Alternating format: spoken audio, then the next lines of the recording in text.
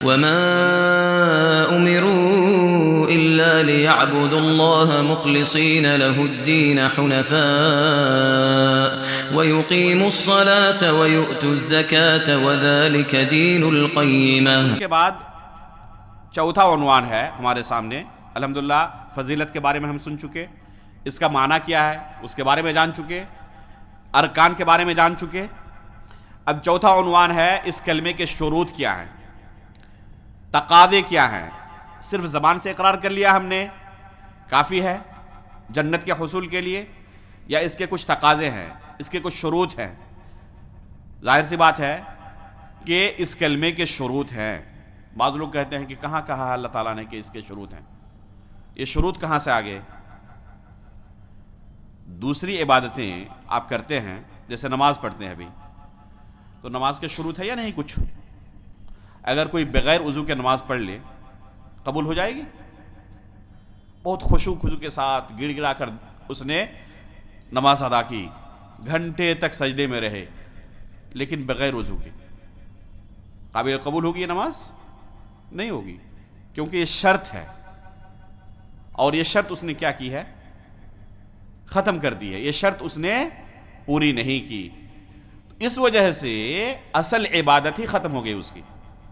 تو اسی طرح اس کلمے کے بھی شروط ہیں، چنانچہ سلف صالحین سے منقول ہے، وہ اس کلمے کا صرف زبان سے اقرار کافی نہیں سمجھتے تھے۔ امام بخاری رحمہ اللہ نے اپنی صحیح کے اندر صیغہ تعلیق کے ساتھ وہب بن منبہ رحمہ اللہ سے نقل کیا ہے، اور صحیح سند کے ساتھ یہ اثر موجود ہے امام ابو نعیم الاصبہانی رحمہ اللہ کی کتاب صفت الجنہ اور امام بیہقی رحمہ اللہ کی کتاب الاسماء والصفات کے اندر۔ چنانچہ ان سے پوچھا جاتا ہے کہ کیا کلمہ لا الہ الا اللہ جنت کی کنجی نہیں ہے؟ وہب بن منبہ رحمہ اللہ سے سوال کیا جاتا ہے کہ کیا کلمہ لا الہ الا اللہ جنت کی کنجی نہیں ہے؟ تو کیا جواب دیتے ہیں کہ یقیناً لا الہ الا اللہ جنت کی کنجی ہے، لیکن کوئی بھی کنجی رہے اس کے دندان ہوتے ہیں، دانت ہوتے ہیں۔ کچھ لوگ کہہ سکتے ہیں آج کہ آج ایسی بھی کنجی آ گئی ہیں جس میں دانت وغیرہ کی ضرورت نہیں پڑتی ہے، اسمارٹ کارڈ آ گئے ہیں، اس میں بھی ضرورت پڑتی ہے، اس میں بھی کوڈ پہلے سیٹ کرنا پڑتا ہے۔ اگر بغیر کوڈ کے آپ اس کو داخل کریں گے تو وہ کنجی بھی کام نہیں کرے گی۔ تو یہی مراد ہے۔ تو انہوں نے کیا کہا کہ کیا کوئی ایسی کنجی بھی ہوتی ہے جس کے دندان نہ ہو؟ پھر انہوں نے کہا فمن جاء به باسنانه فتح، اگر کوئی ایسی کنجی لائے جو دندان والی ہو، جس کے دانت ہو، تو تالا تو کھل جائے گا، لیکن بغیر دانت والی کنجی لائے، جیسے کہ جو لوگ کنجی بناتے ہیں ان کے پاس سادی کنجیاں بہت ساری ہوتی ہیں، جس طرح کی کنجی آپ کو چاہیے وہ تیار کر کے دانت کے ساتھ آپ کو دے دیں گے۔ سادی کنجی لے کے آ جائیں آپ اور تالا کھولنے کی کوشش کریں، تالا کھل جائے گا؟ نہیں کھلے گا۔ انہوں نے یہی مثال دی۔ کہنا کیا چاہتے تھے وہ سامنے والے کو؟ یہ کہنا چاہتے تھے کہ صرف کلمہ لا الہ الا اللہ کا زبان سے اقرار کر لینا کافی نہیں ہے، بلکہ کلمہ کے اقرار کرنے کے ساتھ ساتھ اس کے شروط ہیں، ضوابط ہیں، تقاضے ہیں، ان کو پورا کرنا بھی ضروری ہے۔ تب یہ جنت میں آپ کو داخل کرنے والا ہے، یہ کلمہ تب آپ کو جنت میں داخل کرنے والا ہے، تب آپ کے لیے جنت کا دروازہ کھلے گا، ورنہ نہیں کھلے گا۔ تو وہ شروط و ضوابط کیا ہیں، وہ تقاضے کیا ہیں جن کو پورا کرنے کے بعد ہمارے لیے فضیلت، ہم اس فضیلت کے مستحق ہو سکتے ہیں۔ تو یہ کل 7 شروط ہیں جنہیں ہمیں جاننے کی ضرورت ہے۔ یہ شروط کتاب و سنت کے اندر، قرآن و حدیث کے اندر بکھرے ہوئے بھرے پڑے ہیں، بہت ساری آیتیں ہیں، بہت ساری حدیثیں ہیں ان شروط کو بیان کرنے کے لیے، لیکن اکٹھی اس طرح سب سے پہلے جمع کرنے والے علامہ عبد الرحمن بن حسن آل شیخ رحمہ اللہ ہے، اور فتح المجید کے اندر انہوں نے ان شروط کو اکٹھی جمع کیا تھا، اور پھر اس کے بعد جتنے بھی سلفی علماء آئے تمام نے اتفاق کے ساتھ ان شروط کو بیان کیا ہے۔ یہاں ایک چیز تنبیہ کر دوں کہ سلف صالحین کا جو منہج ہے، اصل سلف صالحین سے کیا مراد ہے؟ صحابہ اکرام، اور پھر صحابہ اکرام سے جنہوں نے دین کی تعلیم لی، تابعین، تبع تابعین، یہ اصل سلف صالح سے مراد ہیں۔ لیکن ساتھ ومن تبعہم بإحسان الی یوم الدین بھی شامل ہے، کہ جو بھی ان کے طریقے پر، صحابہ، تابعین، تبع تابعین کے طریقے پر ان کی اتباع کرے گا، وہ سلف صالحین میں شامل ہوں گے۔ آج بھی اگر سلفی علماء کوئی موقف اختیار کرتے ہیں کسی مسئلے کے تعلق سے، اور ان کے درمیان یہ متفق علیہ موقف ہوتا ہے، تو کسی کے لیے جائز نہیں کہ اس کی مخالفت کرے، کسی کے لیے جائز نہیں ہے کہ اس کی مخالفت کرے۔ مثال کے طور پر توحید کی 3 قسمیں ہیں۔ قرآن کی کسی آیت میں یا کسی حدیث میں صراحت کے ساتھ اس طرح کی 3 قسموں کا تذکرہ نہیں آیا ہے، لیکن سلف صالحین نے قرآن و سنت کے نصوص کو سامنے رکھتے ہوئے ان 3 قسموں کو بیان کیا ہے۔ اب اگر کوئی اپنی طرف سے بعض قسموں کا اضافہ کرے تو قابل قبول ہوگا؟ نہیں ہوگا۔ جب شیخ عبد الرحمن بن حسن آل شیخ نے ان 7 شروط کو اکٹھی ذکر کیا، اپنی طرف سے انہوں نے کوئی چیز بیان نہیں کی، یہ تمام شروط کتاب و سنت سے ماخوذ ہیں، تو تمام سلفی علماء نے ان کی موافقت کی، اور آج تک یہ اہل سنت والجماعت سے منسوب جتنے سلفی علماء ہیں ان کے درمیان متفق علیہ یہ شروط ہیں۔ اس لیے کوئی کہے کہ میں ان شروط کو نہیں مانتا تو کیا کہا جائے گا؟ وہ سلف صالحین کے منہج پر قائم نہیں ہے، سلف صالحین کے منہج پر قائم نہیں ہے۔ کسی کو اختیار نہیں دیا جائے گا کہ اپنی طرف سے کیا کرے، منمانی کرتے ہوئے کسی شرط کو نکالے اور اپنی طرف سے کوئی شرط داخل کرے۔ اس لیے جو آج بھی سلفی علماء موجود ہیں، کسی بھی مسئلے میں ضرورت پڑے تو ان کی طرف دیکھا جائے گا کہ وہ اس تعلق سے کیا موقف اختیار کرتے ہیں۔ ان کا جو متفقہ موقف ہو، کسی شخص کے لیے اس کی گنجائش نہیں ہوگی اس کی اپنی اجتہاد کے ذریعے مخالفت کرے۔ اگر متفقہ موقف ہے کتاب و سنت کی دلیلوں کو سامنے رکھتے ہوئے، تو کسی کو شاذ رائے اختیار کرنے کی اجازت نہیں ہوگی۔ اور اس کی بہت ساری مثالیں آپ پائیں گے، اس کی بہت ساری مثالیں پائیں گے۔ ہر زمانے میں آپ پائیں گے کہ علماء سلف اہل سنت والجماعت کے منہج پر قائم رہنے والے بہت سارے مسائل میں متفق رہے ہیں، اور اہل سنت والجماعت کے درمیان اور بدعتیوں کے درمیان تمیز کرنے والا وہ مسئلہ رہا ہے۔ مثال کے طور پر ایک مسئلہ آپ کے سامنے ذکر کر رہا ہوں، موزے پر مسح کرنا، ایک فقہی مسئلہ ہے۔ بس ایک زمانہ ایسا گزرا ہے جس میں روافض کا، شیعوں کا یہ شعار بن چکا تھا کہ موزے پر مسح کرنا جائز نہیں ہے، وہ انکار کرتے تھے۔ اہل سنت والجماعت کا متفقہ یہ عقیدہ تھا کہ موزے پر مسح کرنا جائز ہے۔ اس زمانے میں اگر کوئی شخص موزے پر مسح کا انکار کرتا اور کہے کہ میں کتاب و سنت کی دلیلوں سے یہی سمجھا ہوں، میرا اجتہاد ہے، تو اس اجتہاد کو قبول نہیں کیا جائے گا۔ کیوں؟ کیونکہ یہ علامت بن چکی ہے کہ یہ رائے رکھنے والے شیعہ اور روافض ہیں، اور یہ رائے رکھنے والے اہل سنت والجماعت کے علماء ہیں۔ اس لیے اجتہاد کرتے ہوئے شیعوں کی موافقت کریں آپ، بدعتیوں کی موافقت کریں، اور علماء اہل سنت ایک طرف تمام کے تمام ہیں، تو اس کی گنجائش نہیں ہے، بلکہ اس کو انہی میں سے سمجھا جائے گا، اس کو انہی میں سے سمجھا جائے گا۔ اس طرح کی بہت ساری مثالیں ہر زمانے میں رہی ہیں۔ تو ہمیشہ کسی مسئلے میں اگر آپ دیکھ رہے ہیں کہ کوئی ایسا مسئلہ پیش آیا ہے جس بارے میں بہت سارے لوگ بہت ساری رائے دے رہے ہیں، تو آپ ہمیشہ دیکھیں کہ سلفی علماء کس طرف ہیں، اور اللہ کے فضل و کرم سے پوری طرح معروف ہیں جو سلفی علماء ہیں، ان کا جو موقف ہو اس موقف سے ادھر ادھر نہ ہٹیں۔ ہر کسی کو اس طرح کے مسائل میں اجتہاد کی گنجائش نہیں ہوتی، بلکہ جو راسخ فی العلم علماء ہوتے ہیں وہ بہت غور و فکر کے بعد اس طرح کے مسائل میں کوئی رائے اختیار کرتے ہیں. ایسا نہیں کہ جوش میں آ کر فوراً کوئی موقف انہوں نے اختیار کر لیا ہو، ایسا نہیں ہوتا ہے. اس لیے اس طرح کے مسائل میں خصوصاً آج کا جو زمانہ ہے، فتنے کا زمانہ ہے، بہت زیادہ اس چیز کی ضرورت ہے کہ کبھی کوئی موقف آپ کو اختیار کرنا ہو تو پہلے دیکھیں کہ اس وقت کے جو معروف سلفی علماء ان کا موقف کیا ہے اس مسئلے کے تعلق سے. اس موقف سے ادھر ادھر نہ ہٹیں. جہاں کوئی ادھر ادھر اپنی طرف سے اجتہاد کرتے ہوئے ہٹنے کی کوشش کرتا ہے تو اس کا انجام بہت برا ہوتا ہے، خطرناک ہوتا ہے. اللہ رب العالمین ہمیں منہج سلف پر ثابت قدم رکھے. یہ 7 شروط ہیں.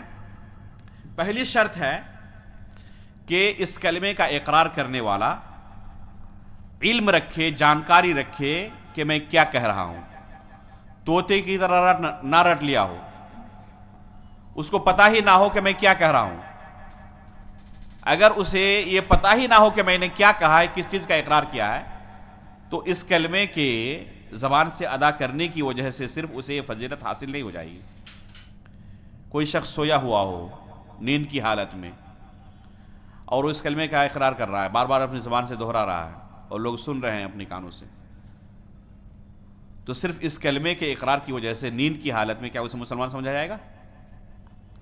کوئی غیر مسلم ہو اور نیند کی حالت میں اشہدو ان لا الہ الا اللہ و اشہدو ان محمدًا عبدہ ورسولہ کہہ رہا ہے بار بار، اور کئی لوگ گواہ ہیں کہ ہم نے سنا اپنی کانوں سے، لیکن وہ بندہ نیند کی حالت میں تھا یا نشے کی حالت میں تھا، اپنے ہوش و حواس میں نہیں تھا، اور اس نے نشے کی حالت میں اس کلمے کا اقرار کیا، تو کیا اسے مسلمان سمجھا جائے گا؟ علم ضروری ہے، کہنے والا پتہ رہے کہ اس نے کیا کہا ہے. علم و یقین کے ساتھ اگر کہے تب اس کلمے کا اقرار کرنے والا مانا جائے گا اسے. یہ پہلی شرط ہے. اس کی کیا دلیل ہے؟ اس کی دلیل ہے اللہ رب العالمین کا ارشاد ہے فَعْلَمْ أَنَّهُ لَا إِلَهَ إِلَّا اللَّهُ. اللہ رب العالمین نے لا الہ الا اللہ کو علم کے ساتھ مقید کر کے ذکر کیا کہ تم جان لو، علم حاصل کر لو کہ اللہ کے سوا کوئی برحق معبود نہیں. امام بخاری رحمہ اللہ نے اس آیت سے استدلال کرتے ہوئے اپنی صحیح میں ایک باب قائم کیا ہے، باب العلم قبل القول والعمل، کہ علم یہ قول و عمل سے پہلے آتا ہے. آپ کچھ عمل کرنا چاہتے ہیں، کسی کو کوئی دعوت دینا چاہتے ہیں، کچھ سکھانا چاہتے ہیں، ضرورت ہے کہ پہلے آپ خود سیکھیں، علم حاصل کریں، اس کے بعد لوگوں کو بیان کریں. افسوس کی بات یہ ہے کہ آج کچھ لوگ علم حاصل کرنے سے پہلے علم نشر کرنا چاہتے ہیں. ابھی انہوں نے علم حاصل نہیں کیا ہے، شروعات کہاں سے کرتے ہیں؟ نشر کرنے سے، بعد میں علم حاصل کریں گے. تو یہ الٹا راستہ نہیں چلتا ہے. ہر کام کا ایک طریقہ ہوتا ہے. اگر کوئی وضو کرے اور پہلے جا کے پیر دھلے اور سب سے آخر میں ہاتھ دھلے تو کیا کہا جائے گا؟ صحیح طریقے سے وضو کیا؟ تو ہر کام کا ایک طریقہ ہوتا ہے، اس کی ایک ترتیب ہوتی ہے. تو پہلے سب سے کیا آتا ہے اس امت میں؟ پہلے علم حاصل کرنا ہے. فَعْلَمْ أَنَّهُ لَا إِلَهَ إِلَّا اللَّهُ. اگر کوئی بغیر علم کے کلمہ لا الہ الا اللہ کا بھی اقرار کرے تب بھی اسے قابل قبول نہیں ہے. اس کو پتہ نہیں ہے. جب اس کو بیان کیا گیا کہ اس کلمے کا یہ معنی ہوتا ہے، اچھا یہ معنی ہوتا ہے، تب تو قبول نہیں ہے. جب اسے علم ہوا تو اس نے کیا کیا؟ انکار کر دیا، حالانکہ اس نے پہلے اپنی زبان سے ادا کر لیا تھا. تو اسے مسلمان نہیں سمجھا جائے گا. جانکاری ہو کہ میں کیا کہہ رہا ہوں، کس چیز کا اقرار کر رہا ہوں. تو بغیر علم کے یہ کلمہ قابل قبول نہیں ہے. اس کی دلیل کیا ہے؟ اور ایک دلیل ہے، اللہ رب العالمین کا ارشاد ہے وَلَا يَمْلِكُ الَّذِينَ يَدْعُونَ مِن دُونِهِ الشَّفَاعَةَ إِلَّا مَنْ شَهِدَ بِالْحَقِّ وَهُمْ يَعْلَمُونَ. إِلَّا مَنْ شَهِدَ بِالْحَقِّ کی تفسیر، الحق کی تفسیر علماء نے یہ کی ہے کہ إِلَّا مَنْ شَهِدَ بِلَا إِلَهَ إِلَّا اللَّهِ، کہ جو لا الہ الا اللہ کی گواہی دے، وَهُمْ يَعْلَمُونَ، اس حال میں کہ انہیں پتا ہو کہ کیا کہہ رہے ہیں، کس چیز کی گواہی دے رہے ہیں.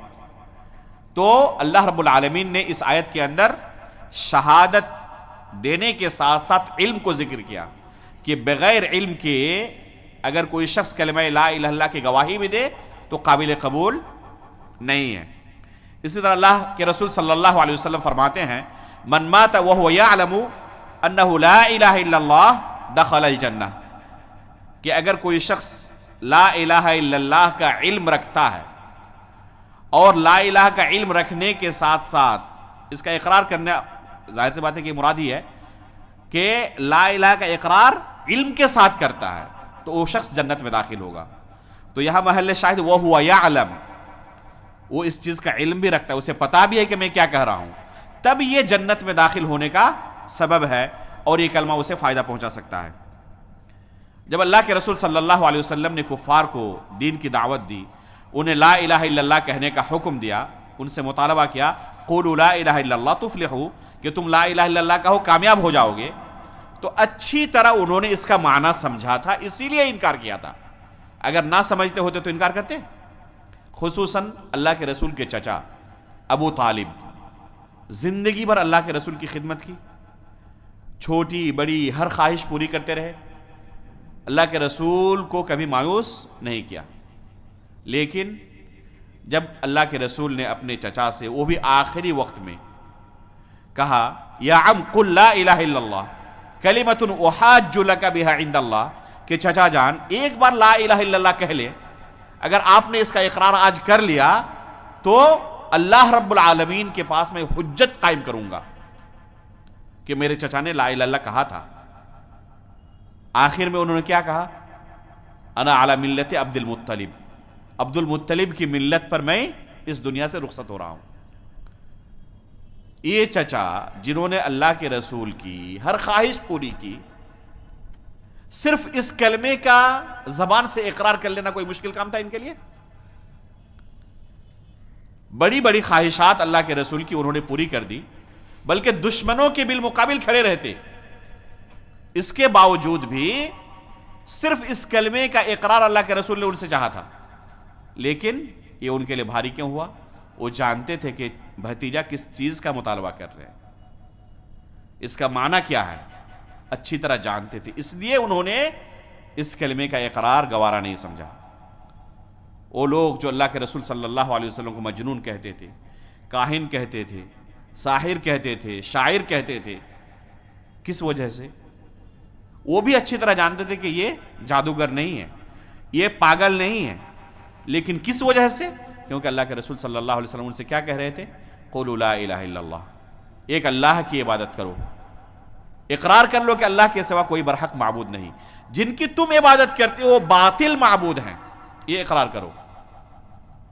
تو اگر یہ معنی وہ نہ سمجھتے ہوتے تو وہی شخص جو ان کے نزدیک حد درجہ محبوب تھے، اپنی امانتیں اللہ کے رسول کے پاس رکھ کر جاتے، وہی شخص آخر کون سی چیز اللہ کے رسول نے ان سے طلب کر لی تھی کہ اتنے بڑے دشمن ہو گئے، اللہ کے رسول کے خلاف تلوار لے کر نکل پڑے؟ اپنا کوئی سگا اس کلمے کا اقرار کر لیتا تو اسے قتل کرنے تک آمادہ ہو جاتے، بلکہ کتنوں کو قتل تک کر ڈالا۔ کیا جرم تھا ان کا؟ صرف اس کلمے کا اقرار کرنا، اس کے علاوہ تو کوئی جرم نہیں تھا نا۔ جن صحابہ اکرام پر انہوں نے ظلم و ستم کے پہاڑ توڑے، مکہ کی گلیوں میں جنہیں گھسیٹا جاتا، کیا جرم تھا؟ کیا انہوں نے کوئی ذاتی یا جانی مالی نقصان انہیں پہنچایا تھا؟ صرف یہ جرم تھا کہ انہوں نے لا الہ الا اللہ کا اقرار کر لیا تھا۔ اگر اس کلمے کا وہ معنی نہیں سمجھتے تو اس طرح دشمن ہوتے؟ تو ظاہر سی بات ہے کہ اس کلمے کا معنی سمجھنا ضروری ہے۔ بغیر سمجھے ہوئے اس کلمے کا معنی لاکھ ہم اپنی زبان سے اس کا ورد کرتے رہے، بار بار تکرار کرتے رہے، یہ کلمہ ہمیں فائدہ نہیں پہنچا سکتا۔ تو یہ پہلی شرط ہے۔ دوسری شرط ہے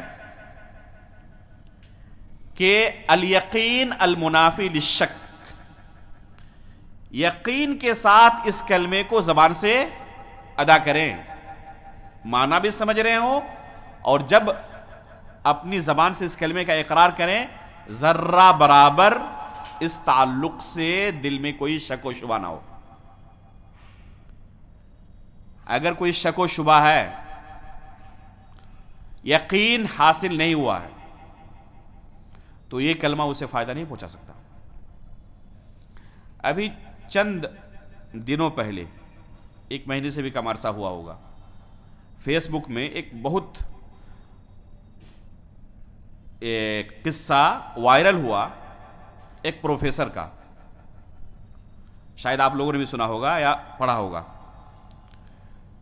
جو ہر ایک سے اللہ رب العالمین کے تعلق سے، جنت و جہنم کے تعلق سے بحث کیا کرتا تھا.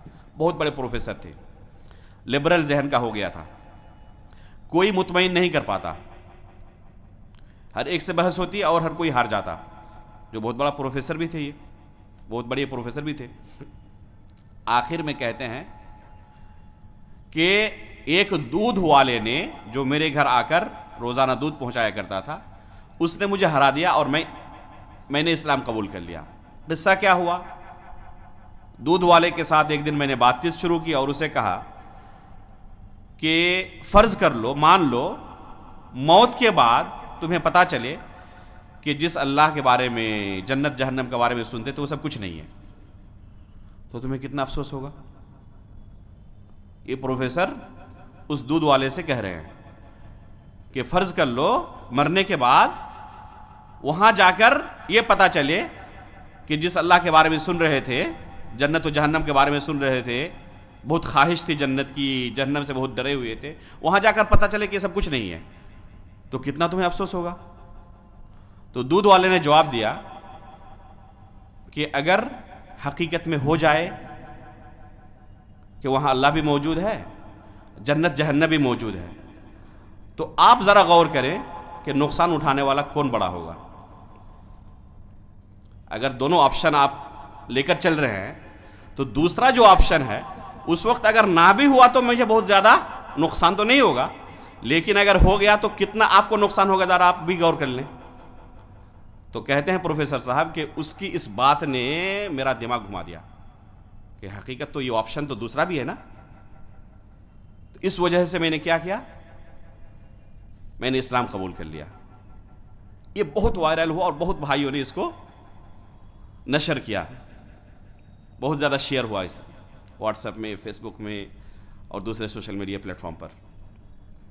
یقیناً یہ ایک اثر انداز مؤثر قصہ ہے، لیکن اب غور کریں کہ اس پروفیسر نے حقیقت میں اگر یہ ہوا ہے تو کیا اسلام قبول کرتے وقت اللہ تعالیٰ کے تعلق سے یقین تھا یا شک کے ساتھ اس نے اسلام قبول کیا ہے؟ غور کریں. یقین کے ساتھ اس نے اسلام قبول کیا ہے، شک کے ساتھ کہ اگر اللہ تعالیٰ وہاں پر موجود ہوئے، جنت جہنم حقیقت میں اگر موجود ہوا تو پھر معاملہ بڑا پھنس جائے گا. اس لیے بہتر یہ ہے کہ قبول کر لیا جائے اور اسی طرح عمل کیا جائے. نہ بھی ہوا تو کوئی نقصان خاص نہیں ہوگا، لیکن اگر ہو گیا تو نقصان بہت بڑا ہو جائے گا. اس لیے اس نے اسلام قبول کر لیا.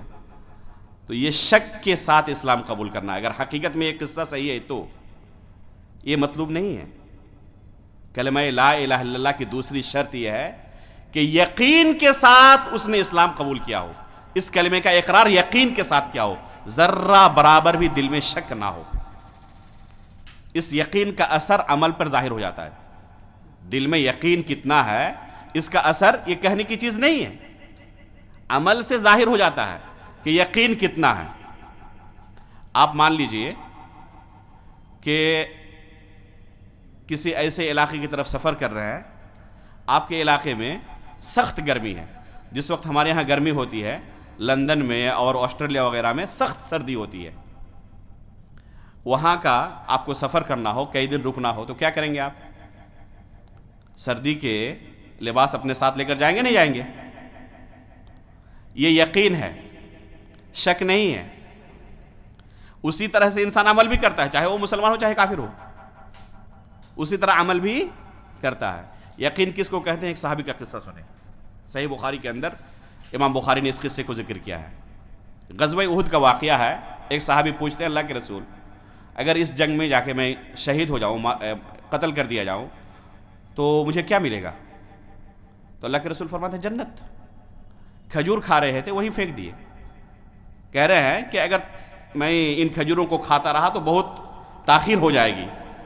فوراً جنگ میں کود پڑتے ہیں اور شہید ہو جاتے ہیں. اسے یقین کہتے ہیں.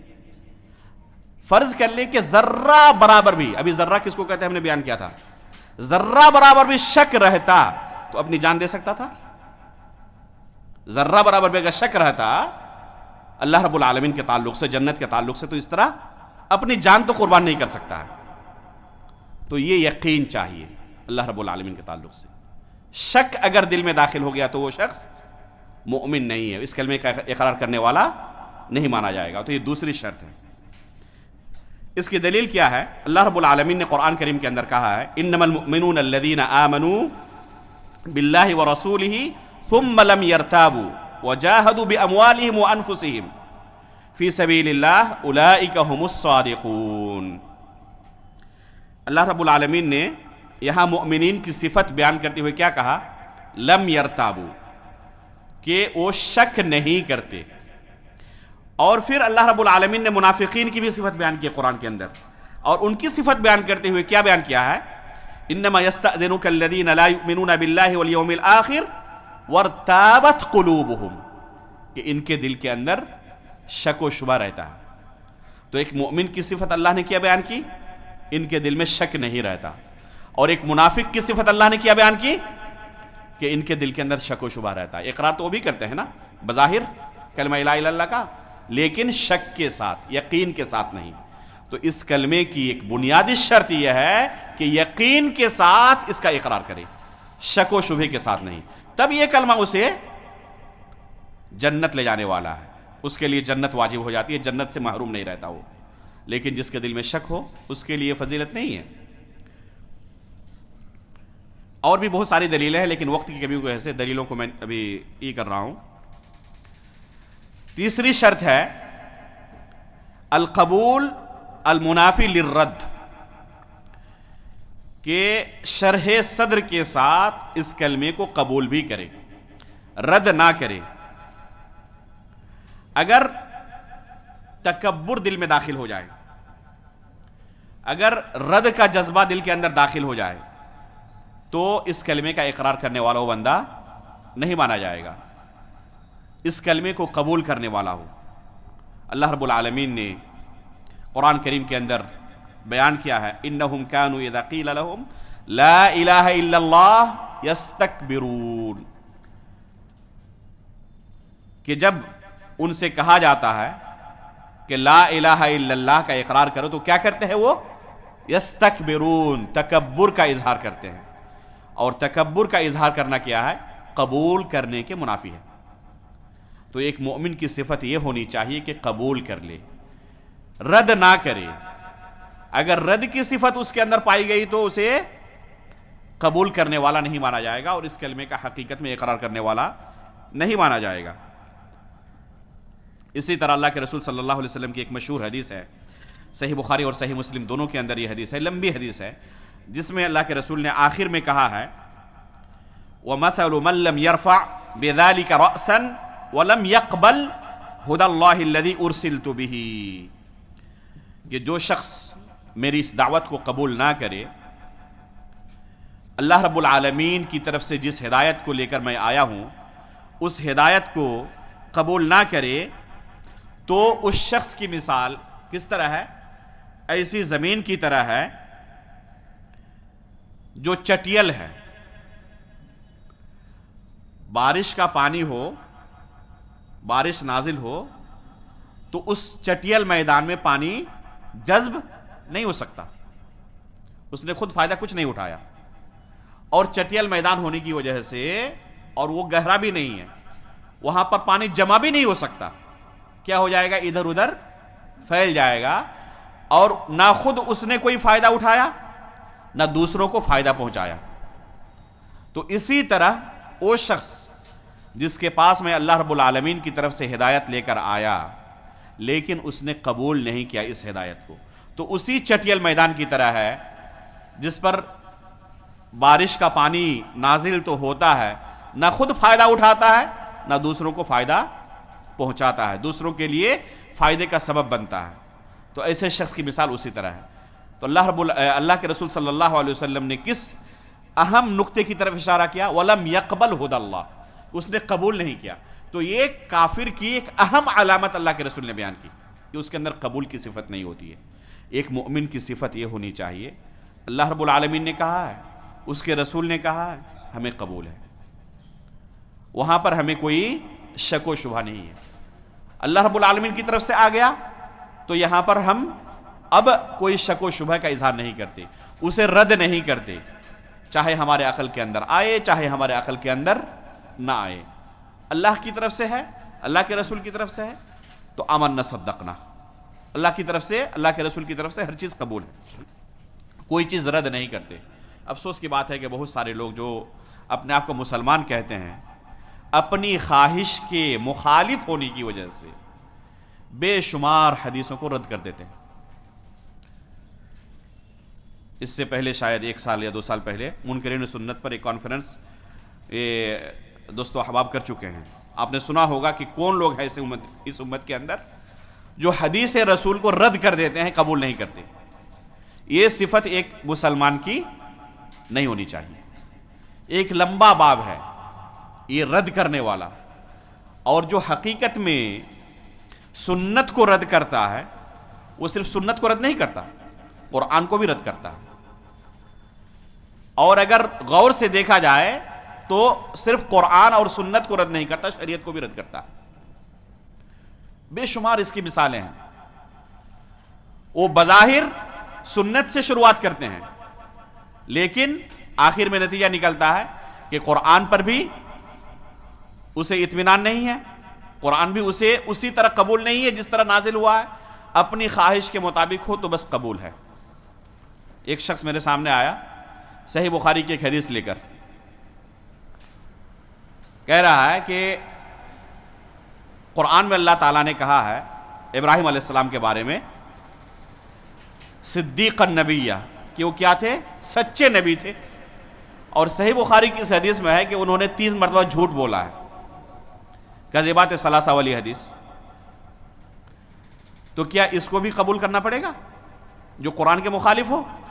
اب سوچیں، سنت کے رد کرنے کا وسوسہ کہاں سے آیا ہے؟ بظاہر لگ رہا ہے کہ قرآن کی تعظیم کرنا چاہتا ہے، اس وجہ سے سنت کو رد کر رہا ہے۔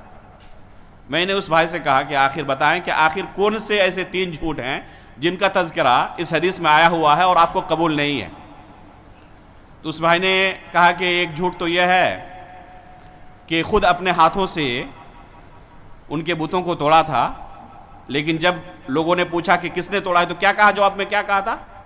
بل فعلہ کبیرہم، جو بڑے کے بت ہیں اسی نے توڑا ہے اپنے چھوٹے بتوں کو۔ تو میں نے کہا یہ تو قرآن میں آیا ہوا ہے، بل فعلہ کبیرہم فاسألوہم ان کانوا ینطقون، تو کیا قرآن کی اس آیت کو بھی آپ رد کر دیں گے؟ تو وہ چہرہ تاکنے لگا۔ میں نے کہا دوسرا جھوٹ بتائیں اس حدیث میں کیا آیا ہے؟ وہ بیان کیا انہوں نے کہ بیمار نہیں تھے، لوگوں نے کہا کہ چلو میلے میں چلتے ہیں، تو کیا کہا تھا؟ کہ میں بیمار ہوں۔ میں نے کہا یہ بھی تو قرآن میں آیا ہوا ہے، قال انی سقیم، تو یہ تو قرآن میں اللہ رب العالمین نے ابراہیم علیہ السلام کے تعلق سے نقل کیا ہے، تو کیا اس آیت کا بھی آپ اسی طرح انکار کرو گے؟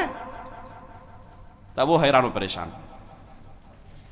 تو حقیقت میں سنت کا رد کرنے والا قرآن کا بھی رد کرنے والا ہوتا ہے۔ تو ایک مومن کی صفت کیا ہونی چاہیے؟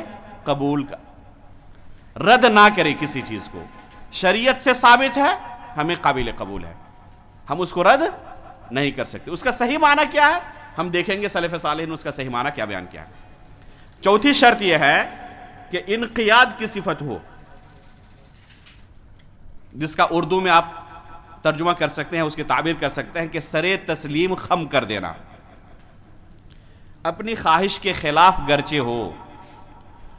شریعت نے بیان کیا کہ ایک زانی کی اگر وہ شادی شدہ ہے تو سزا کیا ہے؟ رجم ہے۔ یہ نہ کہے کہ ایک وحشیت اور بربریت والا قانون ہے، یہ کسی زمانے میں چلتا ہوگا، لیکن آج کے مہذب زمانے میں، حالانکہ اگر غور کیا جائے تو اس زمانے سے آج کا زمانہ زیادہ وحشیت اور بربریت والا ہے۔ اس زمانے میں بھی جن جرائم کو کرتے ہوئے وہ ڈرتے تھے، آج کے زمانے میں کھلم کھلا ہو رہا۔ تو اس طرح کیا کہے کہ یہ انسانیت کے خلاف ہے، اس لیے اس کو تو ہم مان نہیں سکتے۔ چور کا ہاتھ کاٹ دیا جائے یہ کیسا قانون ہے؟ اس لیے ہم اس کو تسلیم نہیں کر سکتے، باقی چیزوں کو تسلیم کریں گے. تو یہ انقیاد نہیں ہے. ایک مومن کی صفت کیا ہونی چاہیے؟ جو اس کلمے کا اقرار کرے سر تسلیم خم کر دے. جو اللہ رب العالمین نے کہہ دیا ہے، اس کے رسول نے کہہ دیا ہے، بلا چون چرا تسلیم کر لینا، جسے کہتے ہیں بلا چون چرا تسلیم کر لے، سر تسلیم خم کر دے اس کے سامنے. المنافی للترک الانقیاد، سر تسلیم خم کر دینا جو ترک کے مخالف ہو، ترک نہ کرے کسی چیز کو. اللہ کے رسول نے ایک حدیث میں بیان کیا ہے، لا يحل دم امرئ مسلم يشهد ان لا الہ الا اللہ وانی رسول اللہ الا باحدى ثلاث، الثیب الزانی والنفس بالنفس، اور تیسری چیز کیا بیان کیا، التارک لدینہ المفارق للجماعہ، کہ جو اپنے دین کو ترک کر دے. تو یہ ترک والی صفت نہ آئے بلکہ انقیاد کی صفت ہو، سر تسلیم خم کر دے. اگر ترک کی صفت اس کے اندر پائی جا رہی ہے تو وہ شخص اس کلمے کا اقرار کرنے والا نہیں مانا جائے گا، بلکہ اس کے پاس سر تسلیم خم کر دینے والی صفت ہو. اللہ رب العالمین نے قرآن کریم کے اندر بیان کیا ہے، وَمَن يُسْلِمْ وَجْهَهُ لِلَّهِ وَهُوَ مُحْسِنٌ فَقَدِ اسْتَمْسَكَ بِالْعُرْوَةِ الْوُثْقَىٰ. ابھی آپ کے سامنے بیان کیا گیا کہ ابن عباس رضی اللہ تعالیٰ عنہ نے، ضحاک رحمہ اللہ نے، ابن جبیر رحمہ اللہ نے کیا تفسیر کیا العروۃ الوثقیٰ کی؟ لا الہ الا اللہ. تو یہ فقد استمسک بالعروۃ الوثقیٰ کون ہوگا؟ اللہ تعالیٰ نے کیا کہا؟ وَمَن يُسْلِمْ وَجْهَهُ إِلَى اللَّهِ وَهُوَ مُحْسِنٌ. ایسے شخص کو کہا جائے گا کہ اس نے لا الہ الا اللہ کو مضبوطی سے پکڑا ہے. کیا معنی وَمَن يُسْلِمْ وَجْهَهُ لِلَّهِ؟ کہ جو اللہ رب العالمین کے سامنے سر تسلیم خم کر دے. وَهُوَ مُحْسِن، اور اس کے اندر احسان کی صفت موجود ہو. احسان کسے کہتے ہیں؟ جی بتائیں آپ لوگ کیا سمجھتے ہیں احسان سے؟ اخلاص، بارک اللہ فیک. اور کیا معنی سمجھتے ہیں؟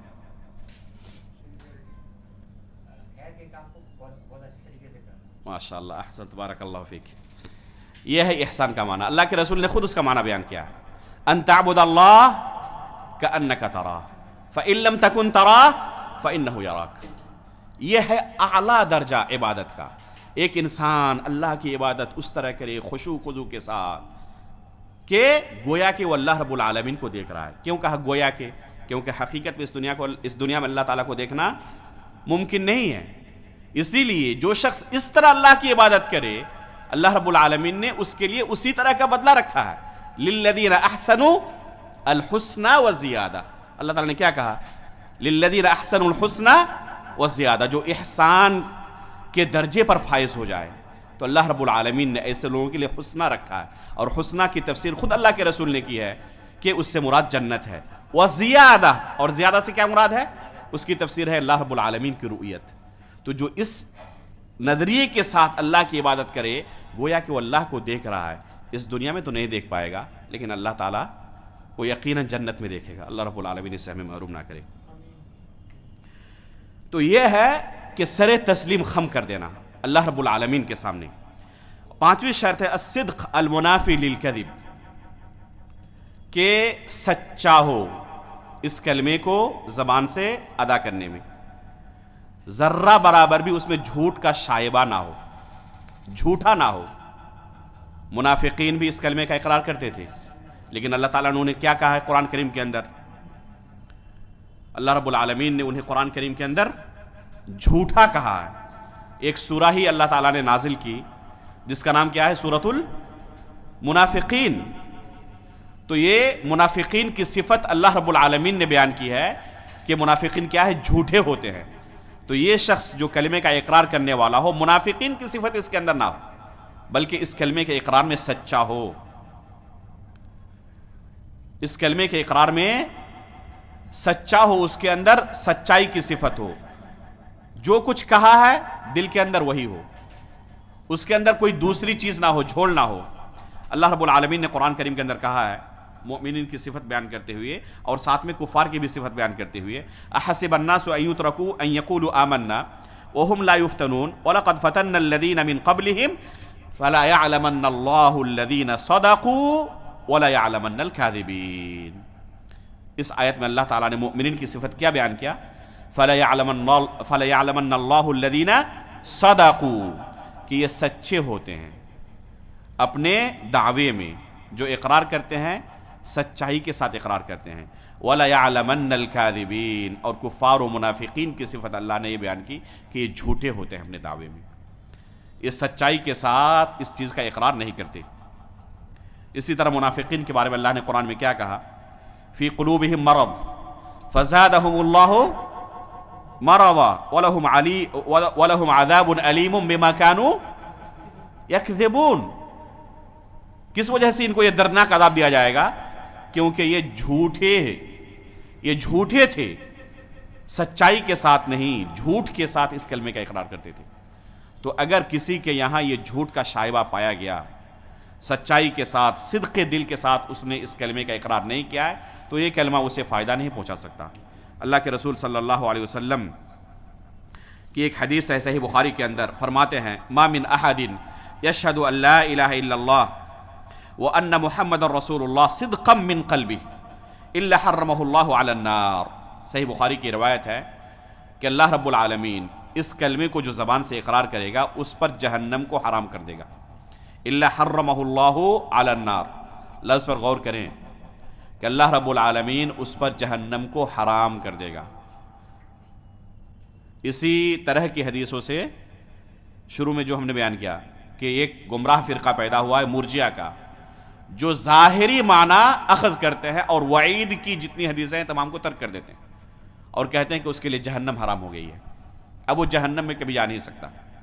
حالانکہ اللہ کے رسول کی ہی حدیث ہے یخرج من النار من قال لا الہ الا اللہ، کہ جو لا الہ الا کا اقرار کرے گا اسے جہنم سے کبھی نہ کبھی نکالا جائے گا۔ اس کا مطلب کہ وہ جہنم جا سکتا ہے، یقینی نہیں ہے، اللہ تعالیٰ ہو سکتا ہے کہ اسے معاف کر دے اور ڈائریکٹ جہنم میں داخل کرے، لیکن جا بھی سکتا ہے، اللہ تعالیٰ چاہے تو اسے جہنم میں داخل کر سکتا ہے۔ تو ایسا شخص جو کلمہ کا اقرار کرے اس کے لیے فضیلت ہے، لیکن شرط کیا ہے؟ صدقا من قلبی، کہ سچے دل سے اس نے اس کلمے کا اقرار کیا ہو۔ اگر سچے دل سے اقرار کیا ہوگا تب اس کے لیے فضیلت یقیناً حاصل ہوگی، اور اگر سچے دل سے اقرار نہیں کیا تو اس کے لیے فضیلت نہیں ہے۔ چھٹی شرط یہ ہے الاخلاص المنافی للشرک والنفاق، اخلاص کے ساتھ اس نے اس کلمے کو کہا ہو، شرک اور نفاق کا کوئی شائبہ نہ ہو۔ اخلاص کا معنی سمجھنا ہو تو قرآن کی اس آیت کو اپنے سامنے رکھیں۔ اللہ رب العالمین نے قرآن کریم کے اندر بیان کیا ہے وَإِنَّ لَكُمْ فِي الْأَنْعَامِ لَعِبْرَةً نُسْقِيكُم مِّمَّا فِي بُطُونِهِ مِن بَيْنِ فَرَثٍ وَدَمٍ لَبَنًا خَالِصًا، کیا اللہ نے کہا؟ لَبَنًا خَالِصًا سَائِغًا لِلشَّارِبِينَ، خون اور نجاست و گندگی پاخانے کے درمیان سے اللہ رب العالمین ایسا دودھ نکالتا ہے اس جانور کے پیٹ سے جو خالص ہوتا ہے، ذرہ برابر بھی اس دودھ میں کیا نجاست کی آمیزش ہوتی ہے؟ کبھی ایسا ہوا کہ دودھ ہم نے نکالا جانور سے اور اس دودھ میں اس کی کوئی گندگی لگی ہوئی ہے، پیشاب و پاخانے لگے ہوئے ہیں؟ کبھی ایسا ہوا؟ ایسا نہیں ہوتا ہے، اور نہ خون کا کوئی اس پر اثر ہوتا ہے، ایک دم خالص۔ اسی طرح کا ایمان چاہیے، جب کوئی اپنی زبان سے اس کلمے کا اقرار کرے تو اس کے دل کے اندر اخلاص ہو۔ اگر اخلاص کے ساتھ اس نے اس کلمے کا اقرار کیا ہے تو یقیناً یہ کلمہ اسے جنت لے جانے والا ہے، جہنم سے بچانے والا ہے۔ لیکن اگر دل کے اندر اخلاص نہ ہو، دل کے اندر نفاق موجود ہو، شرک کا شائبہ موجود ہو، ذرہ برابر بھی اگر شرک کا شائبہ پایا گیا، چاہے وہ لوگوں کو نظر آئے یا لوگوں کو نظر نہ آئے لیکن اللہ رب العالمین کے علم میں ہو، تو ایسا شخص کامیاب نہیں ہو سکتا ہے۔ یہ اتنا حساس مسئلہ ہے کہ اللہ رب العالمین نے اپنے نبیوں کو خطاب کرتے ہوئے کہا کہ اگر آپ سے بھی اس طرح کا کوئی عمل صادر ہو جائے، شرک کا شائبہ پایا گیا آپ کے عمل کے اندر بھی، تو سب کچھ کیا ہو جائے گا؟ تباہ و برباد ہو جائے گا، اور کوئی بھی عمل آپ کا قابل قبول نہیں ہوگا۔ اسی وجہ سے انبیاء اکرام بھی دعا کرتے تھے وَجُنُوبْنِي وَبَنِيَّ أَن نَّعْبُدَ الْأَصْنَامَ، یہ ابراہیم علیہ السلام دعا کرتے تھے کہ اللہ مجھے اور میرے بیٹوں کو کیا کرنا؟ بتوں کی عبادت سے بچانا. تو یہ اخلاص ضروری ہے جب کوئی بندہ اس کلمے کا اقرار کرے.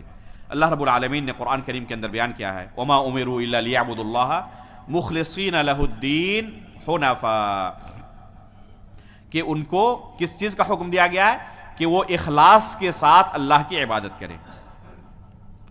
اسی طرح نبی صلی اللہ علیہ وسلم بیان کرتے ہیں اسعد الناس بشفاعتی یوم القیامہ من قال لا الہ الا اللہ خالصا من قلبہ او نفسی. قیامت کے دن میری شفاعت کا مستحق کون ہوگا؟ جس نے اس کلمے کا اخلاص کے ساتھ اقرار کیا ہوگا. خالصا من قلبہ، صدق دل کے ساتھ، اخلاص کے ساتھ اگر اس کلمے کا اقرار کیا ہے تو اس کے لیے میری شفاعت قیامت کے دن ہوگی. اللہ کے رسول ایسے بندے کے لیے شفاعت کریں گے. لیکن اگر اخلاص کے ساتھ اس کلمے کا اقرار نہیں کیا ہے تو اس کے لیے فضیلت نہیں ہوگی اور یہ فضیلت نہیں پا سکتا ہو. 7ویں شرط ہے کہ محبت ہو اس کے دل میں جب اس کلمے کا اقرار کرے، بغض اور کراہت نہ ہو. بغض اور کراہت کے ساتھ اگر اس کا اقرار بھی کر لے لیکن اس کے دل میں اللہ کے تعلق سے محبت نہیں ہے، روزہ رکھ رہا ہے لیکن ساتھ میں کراہت، فجر کی نماز میں آ جا رہا ہے لیکن کراہت کے ساتھ، محبت کے ساتھ نہیں ہے، تو یہ عبادت قابل قبول نہیں ہے. جہاد بھی کر رہا ہے لیکن کراہت کے ساتھ، محبت کے ساتھ نہیں، تو اس کا یہ عمل قابل قبول نہیں ہے. یہ شرط ہے کہ محبت کے ساتھ اس کلمے کا اقرار کرے. کراہت ہو دل میں، شریعت کے کسی بھی قانون کے تعلق سے، کسی بھی عبادت، کسی بھی عمل کے تعلق سے اگر بغض ہے یا کراہت ہے تو ایسا ایمان اللہ رب العالمین کی بارگاہ میں قابل قبول نہیں ہے. اللہ رب العالمین نے قرآن کریم کے اندر بیان کیا ہے وَمِنَ النَّاسِ مَن يَتَّخِذُ مِن دُونِ اللَّهِ أَندَادًا يُحِبُّونَهُمْ كَحُبِّ اللَّهِ وَالَّذِينَ آمَنُوا أَشَدُّ حُبًّا لِلَّهِ. کیا کہا اللہ تعالیٰ نے کفار کے بارے میں؟ يُحِبُّونَهُمْ كَحُبِّ اللَّهِ، کہ جس طرح اللہ سے محبت ہونی چاہیے وہ اپنے معبودان باطلہ سے اسی طرح محبت کرتے ہیں. لیکن جو حقیقت میں مؤمن ہوتے ہیں ان کی محبت اللہ کے ساتھ ہوتی ہے. ان کی محبت اللہ کے علاوہ کسی دوسرے کے ساتھ نہیں ہوتی ہے. وہ محبت جو کہ عبادت ہے، وہ محبت جو کہ عبادت ہے. کوئی یہ نہ سمجھے اس سے کہ کسی انسان سے جیسے والدین سے محبت ہوتی ہے، بیوی سے محبت ہوتی ہے، کہ یہ بھی شرک کے زمرے میں داخل ہو جائے گا. نہیں، یہ شرک کے زمرے میں داخل نہیں ہوگا، بلکہ جو عبادت، جو محبت ایک انسان کو اللہ کی عبادت یا اس کی اطاعت اور اس کی نافرمانی پر آمادہ کرے، تو یہ محبت کیا ہے؟ عبادت ہے. یہ محبت کیا ہے؟ عبادت ہے. اور یہ محبت اللہ کے سوا کسی دوسرے سے نہیں ہونی چاہیے. یہ محبت اللہ کے سوا کسی دوسرے سے نہیں ہونی چاہیے. یہ محبت اگر کسی دوسرے سے ہو اور اسے عبادت کی طرف لے جائے تو یہ پھر جائز نہیں ہے. یہ پھر جائز نہیں ہے. کسی انسان سے محبت ہونے کی وجہ سے اس کی اطاعت کرنے لگے، اس کی عبادت و بندگی کرنے لگے، اس کے سامنے جھکنے لگے، سجدہ کرنے لگے، تو یہ شرک ہے. یہ محبت فقط اور فقط کن کے ساتھ ہونی چاہیے؟ یہ فقط اور فقط اللہ رب العالمین کے ساتھ ہونی چاہیے، اس کے علاوہ کسی دوسرے کے ساتھ نہیں ہونی چاہیے. یہ 7 شروط ہیں. ان شروط کے بغیر اگر کوئی شخص اس کلمے کا اقرار کرتا ہے تو یہ کلمہ اسے فائدہ پہنچانے والا نہیں ہے. تو یہ کلمہ یقیناً بہت عظیم کلمہ ہے، اس کی فضیلت بہت زیادہ ہے، لیکن ان لوگوں کے لیے جو ان تقاضوں کو پورا کرتے ہیں. اگر کسی نے اس کلمے کے تقاضوں کو پورا کیا، زبان سے اقرار کیا، اس کی حفاظت بھی کی اور اس کلمے کو ختم نہیں ہونے دیا، آخری سانس تک اس کی حفاظت کی اور اسی پر اس کی وفات بھی ہوئی، تو یقیناً یہ کلمہ اسے نجات دینے والا ہے اور جہنم سے نجات دینے والا ہے، جنت میں لے جانے والا ہے. ایسا شخص جنت سے محروم کبھی نہیں ہوگا، لیکن ان تقاضوں کو پورا کرنے کے ساتھ. اگر ان تقاضوں کو پورا نہیں کیا اور اس کلمے کو اس نے ختم کر ڈالا تو ایسا شخص جنت نہیں جا سکتا. اگر اس کی وفات کس پر ہوئی ہو؟ کفر پر ہوئی ہو، اس کلمے کو اس نے ختم کر ڈالا ہو.